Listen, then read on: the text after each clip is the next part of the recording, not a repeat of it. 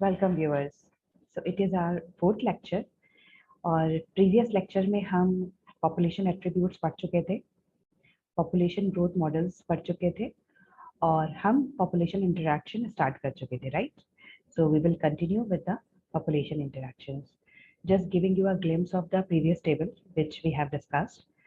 There are 6 types of population interactions. Few are positive, few are negative, and few are neutral. Okay, here are some written examples for your kind consideration. और हम predator और pray की बात कर रहे थे predation में, right? तो ओके, इन नेचर जो पहली लाइन है स्लाइड की वो है कि in nature predators are prudent. और ये जो टर्म है प्रूडेंट, ये आपको अपनी बुक्स में मिल जाएगा। What does it actually means? It means that cautious. Prudent means cautious, मतलब शिकारी जो शिकार करता है ऐसा नहीं है कि वो एक बार में बहुत सारा शिकार कर लेता है, वो संभल संभल के करता है। बिकॉज उसे पता है कि उसे सरवाइव करने के लिए, जब तक वो जिंदा है, उसे सरवाइव करने के लिए उसे रिसोर्सेज चाहिए। वो एक बार में सारे ही एनिमल्स को किल करके अपनी लाइफ के लिए खतरा खुद नहीं बनना चाहता, राइट? तो in nature predators are prudent. और प्रीडेटर का जो मतलब होता है, प्लीज कंफ्यूज नहीं करना, प्रीडेटर मीन्स शिकारी, ठीक है? मैं अगर हिंदी में लिख दूं शिकारी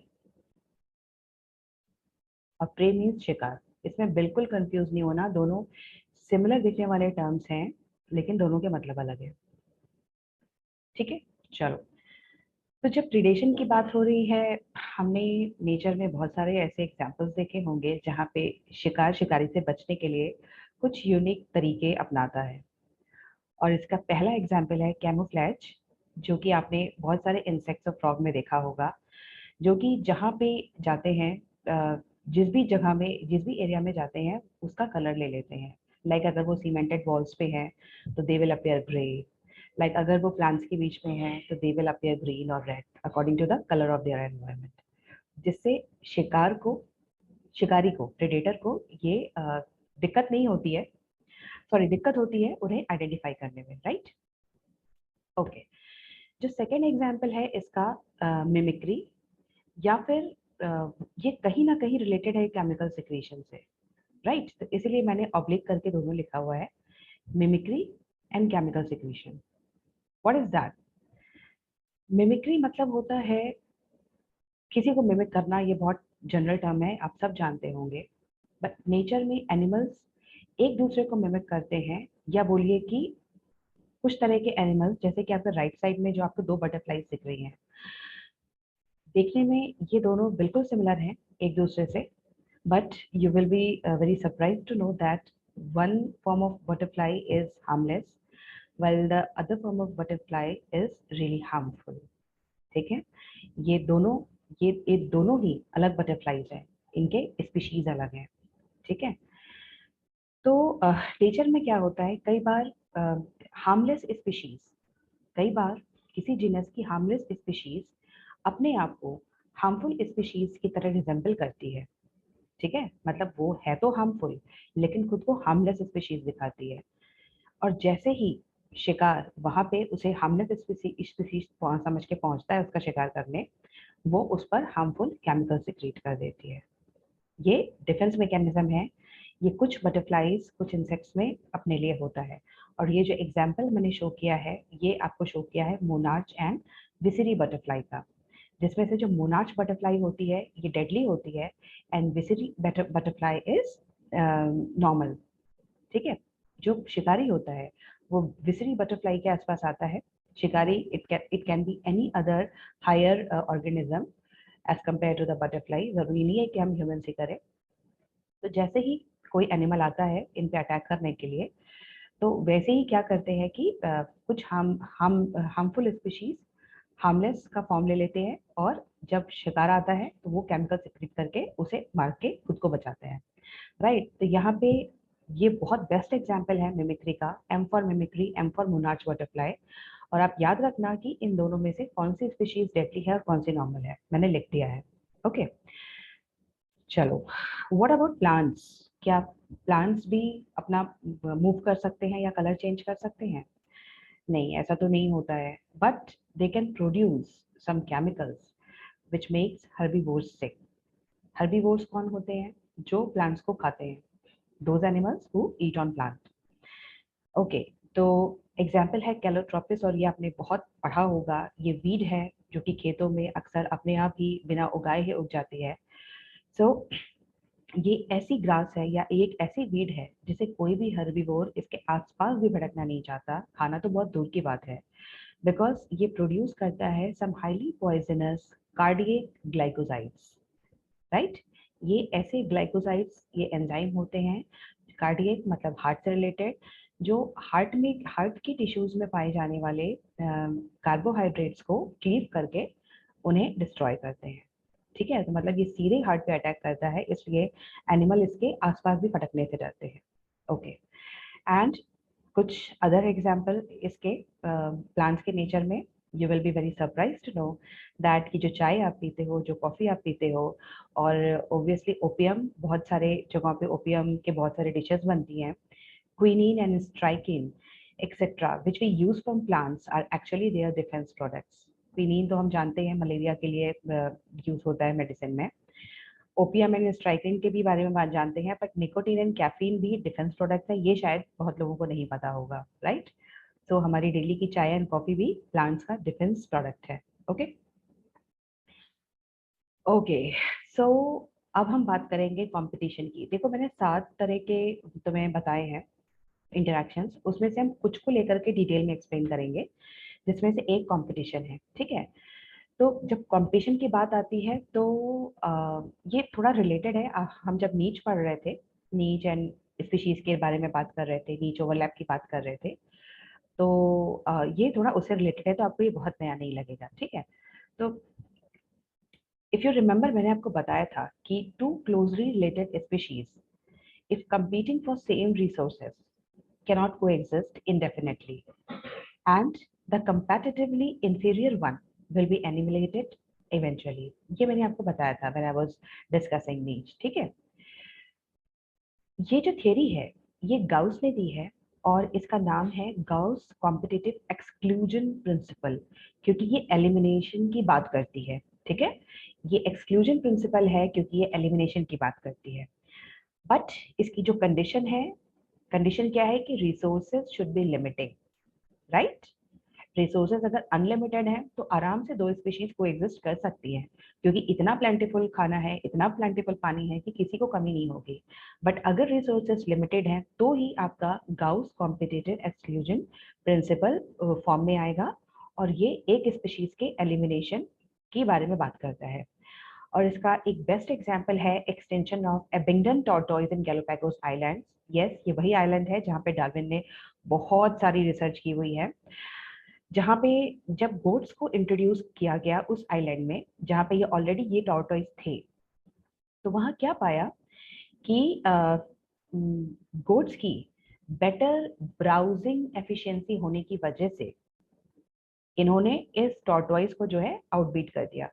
ठीक है, सी, ब्राउजिंग का जो मतलब होता है, मैंने यहाँ पे ग्रेजिंग लिख रखा है, बट ये आपको सिंपली समझाने के लिए है। ब्राउजिंग का मतलब सिर्फ ग्रेजिंग नहीं होता है। ठीक है, ब्राउजिंग का मतलब होता है पेड़ों के अपर पार्ट्स को भी खाना, वाइल ग्रेजिंग मतलब होता है सिर्फ घास को खाना, राइट? ठीक है, तो जब गोट्स को इंट्रोड्यूस किया गया गैलापागोस आइलैंड्स में जहाँ पे ये टॉर्टोइज ऑलरेडी थे, तो गोट्स की बेटर ब्राउजिंग एफिशिएंसी होने की वजह से ये टॉर्टोइज को वहां से भागना पड़ा या एलिमिनेट होना पड़ा, बट गोट्स ने सरवाइव किया। ठीक है, but we know that in nature two closely related species को एग्जिस्ट, बट नेचर में दो अगर क्लोजली रिलेटेड स्पीशीज है वो भी एग्जिस्ट करती है। एंड थोड़ा सा दिमाग पे जोर डालो, मैंने बताया था आपको when I was discussing niche, in niche overlap there was a certain region on the graph जहाँ पे एक ग्रे सा शेड था, है ना, ऐसा बन रहा था, और ये एक ग्रे एरिया था जहाँ मैंने बताया था कि यहाँ पे दोनों नीच का कुछ एरिया ओवरलैप करता है, क्योंकि यहाँ पे रिसोर्सेज की पार्टीशनिंग होती है।